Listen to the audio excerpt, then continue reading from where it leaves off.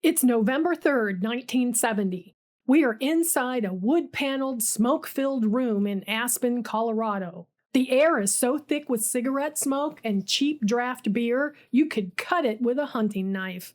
Outside, in the freezing Rocky Mountain air, state troopers are idling in their cruisers. The FBI has agents parked on the edge of town, taking down license plate numbers. The national press, from the New York Times to network television, has descended on this tiny ski resort, their camera flashes popping like strobe lights. They are all here waiting for one thing: the final vote count. The local Republican and Democratic parties, historical blood enemies, have done the unthinkable. They have completely abandoned their own partisan warfare, forming a desperate secret alliance. Why? Because they are absolutely terrified. They are losing control of their town to a third-party candidate. And not just any candidate. This man is currently leading the polls to become the next chief law enforcement officer, the Sheriff of Pitkin County, Colorado. His name is Hunter S. Thompson. He is a freelance writer, an unapologetic consumer of illegal narcotics, an explosives enthusiast, and the soon-to-be father of Gonzo journalism. And he hasn't run a joke campaign. He has run a terrifyingly competent, legally bulletproof political insurgency. The establishment is sweating bullets because the freak power ticket is about to legally hijack an American town. If he wins tonight, he's going to tear up the asphalt on the streets. He's going to disarm the police. He's going to decriminalize drugs. And he's going to rename this billionaire playground Fat City, just to piss off the real estate developers. He is inches away from the badge. Welcome to Audacious History. I'm your host, and today we are going on a very weird ride. This is the true story of the writer who ran for sheriff to destroy the establishment. To understand the sheer, unadulterated madness of the 1970 Freak Power campaign, you first have to understand the battlefield. Today, Aspen, Colorado is a playground for billionaires, Hollywood celebrities, and Russian oligarchs. It's a place where you can buy a $40,000 handbag while wearing ski boots. But in the late 1960s, Aspen was suffering from a massive identity crisis.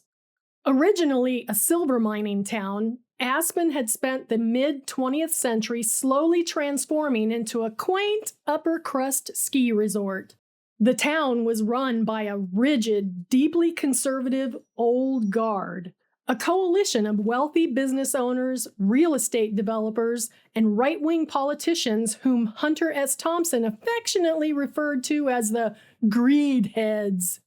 They liked their town quaint, their tourists rich, and their streets strictly policed. But by 1968, the counterculture had arrived. Driven out of San Francisco following the collapse of the Summer of Love, hordes of hippies, artists, dropouts, bikers, and draft dodgers migrated to the Rockies. They lived in communes in the woods. They lived in cheap shacks. They smoked a lot of weed, dropped a lot of acid, and they definitely did not spend money at the high-end ski boutiques. The local establishment was furious, and their enforcer was Sheriff Carroll Whitmire. Whitmire was your quintessential no-nonsense crew-cut-wearing mountain cop. Under his direction, the Pitkin County Sheriff's Office began waging a brutal, systematic war on the freaks. Young people with long hair were routinely pulled over, harassed, beaten, and thrown in jail on highly questionable vagrancy or drug charges. If you looked like a hippie, Aspen was a police state. Enter Hunter S. Thompson. At this point, Thompson was a respected, though highly volatile, freelance journalist. He had gained some fame for his terrifying embed with the Hells Angels, but he wasn't yet a global icon. He lived in a fortified cabin in Woody Creek, just outside Aspen, surrounded by Dobermans, peacocks, and an arsenal of high-powered rifles.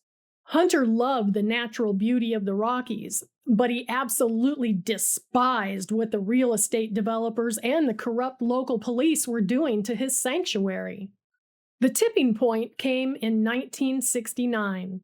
The local police's harassment of the youth had reached a fever pitch, but Hunter noticed something that the old, conservative politicians had completely missed. The freaks, the dropouts, the artists, the hippies, they outnumbered the establishment.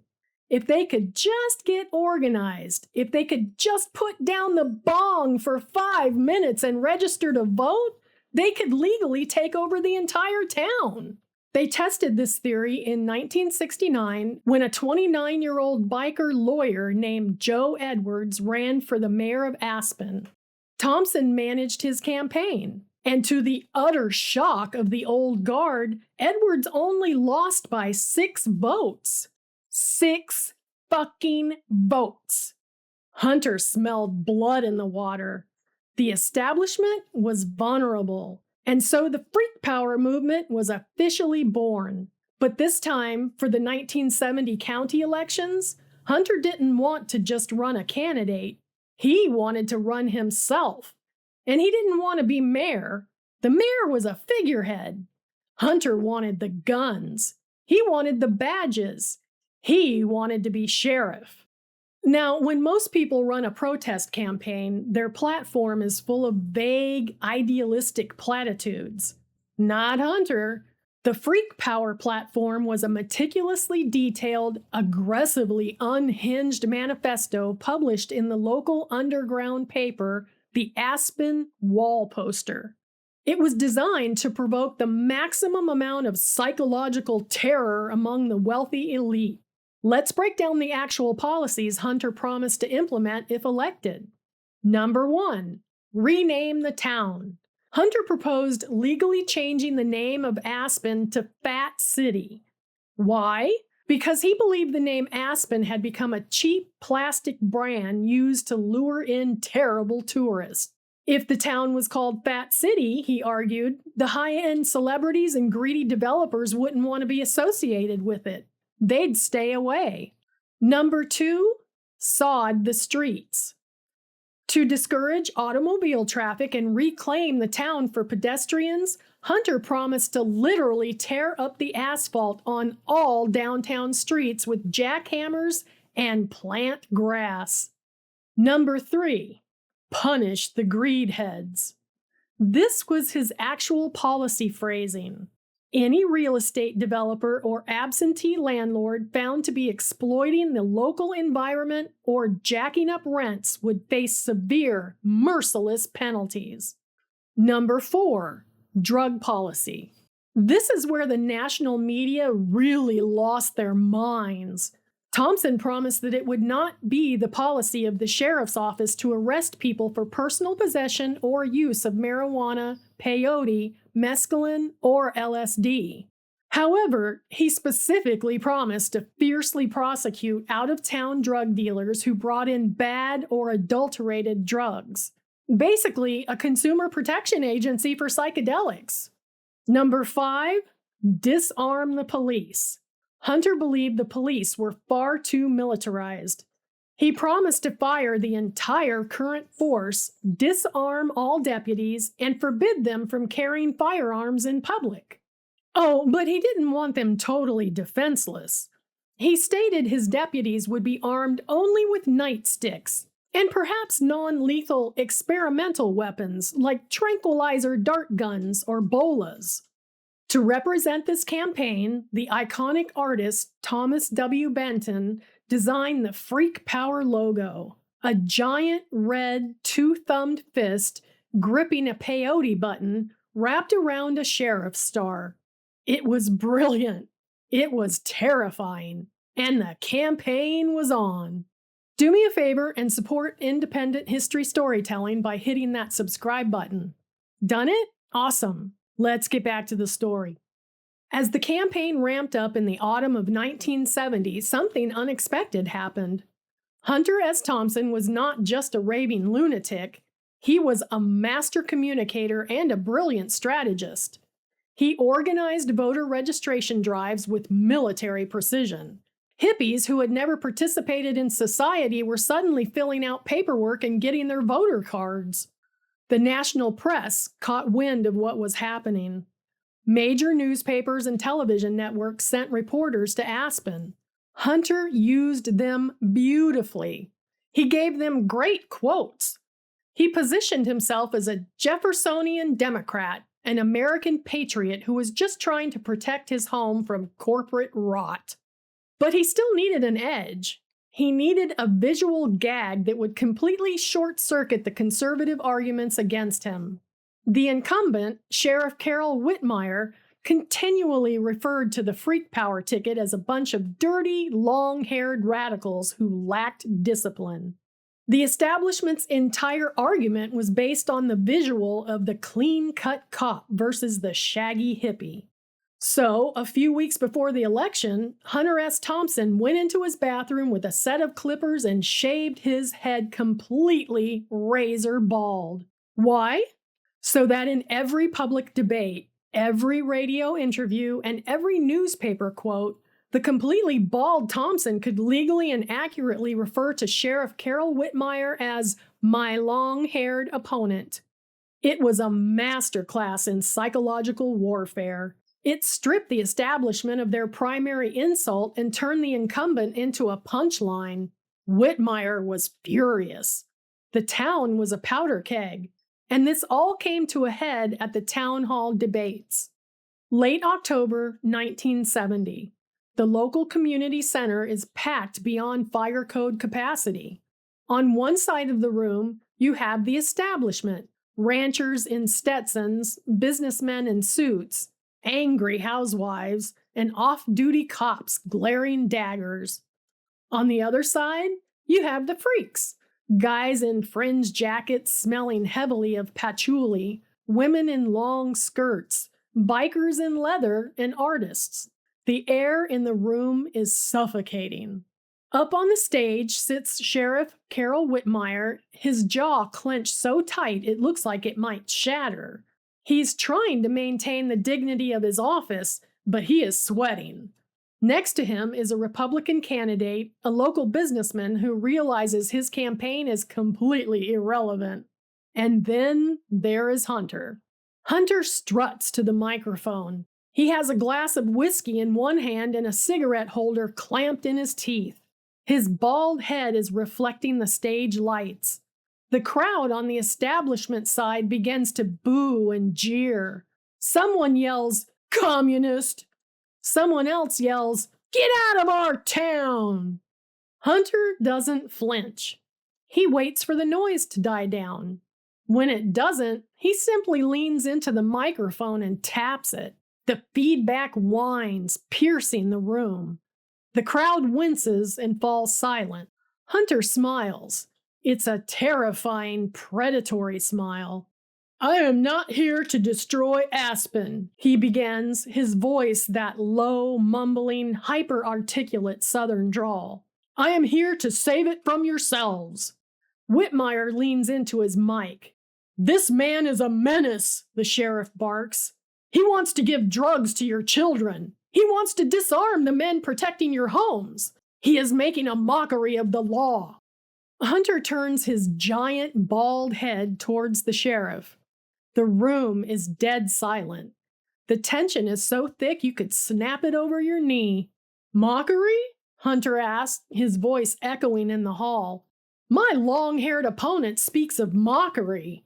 The freak side of the room erupts into snickers. Whitmire's face turns beet red at the insult. "You arrest kids for holding a single joint, Sheriff," Hunter says, dropping the joke and suddenly turning lethal. "You beat people in the streets for the crime of looking different.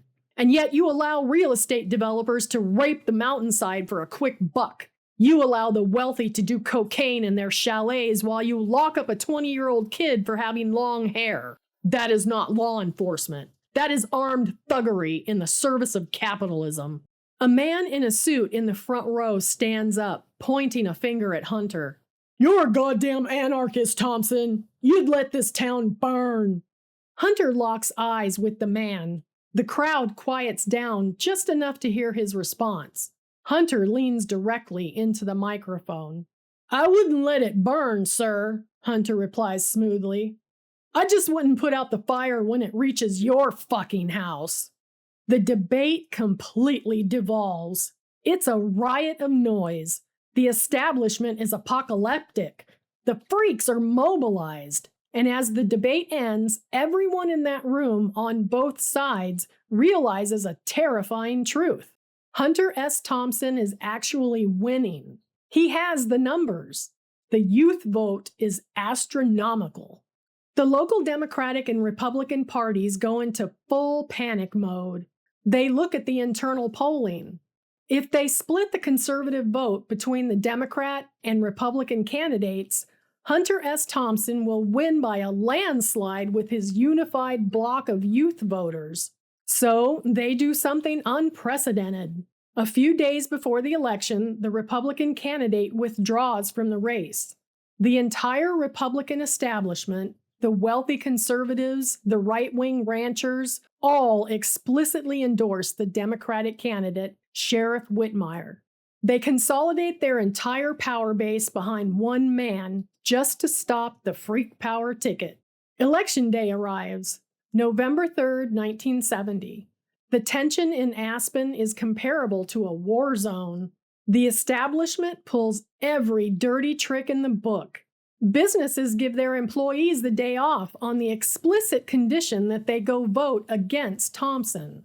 The police patrol the polling stations, glaring at anyone who looks like a hippie, trying to intimidate them into turning around. Rumors swirl that Hunter's compound in Woody Creek is going to be raided, or worse, firebombed.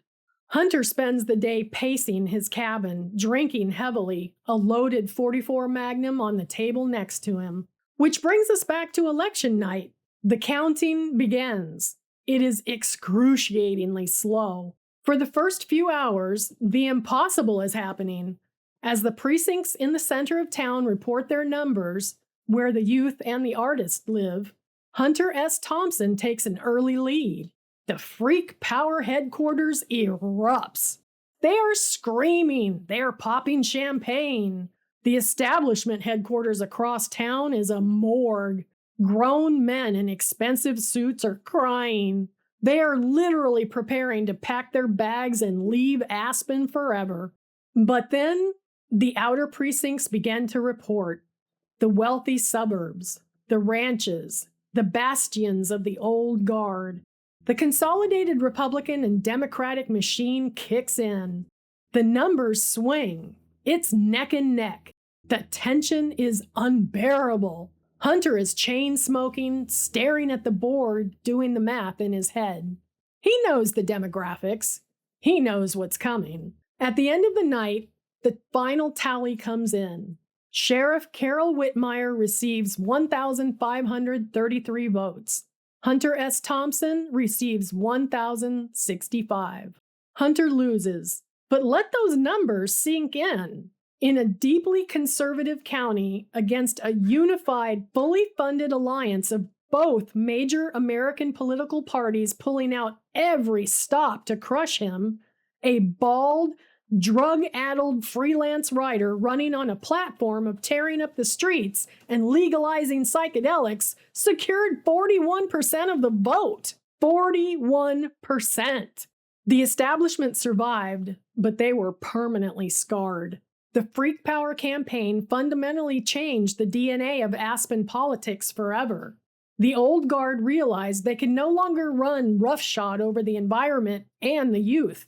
In the years following Hunter's run, progressive candidates swept into the city council and county commissioner seats. They implemented strict zoning laws to protect the mountains from overdevelopment.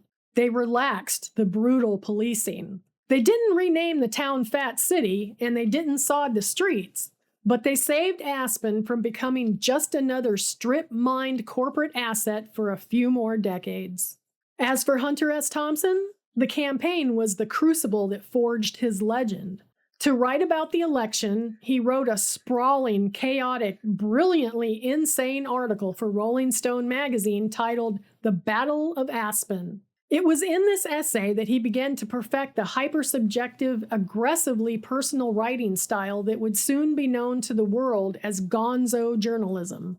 He didn't win the badge, but he won the war of ideas. He proved that the outcast, the freaks, and the weirdos have real power if they just have the audacity to organize. Hunter S. Thompson passed away in 2005, living the rest of his life on his own terms at Owl Farm.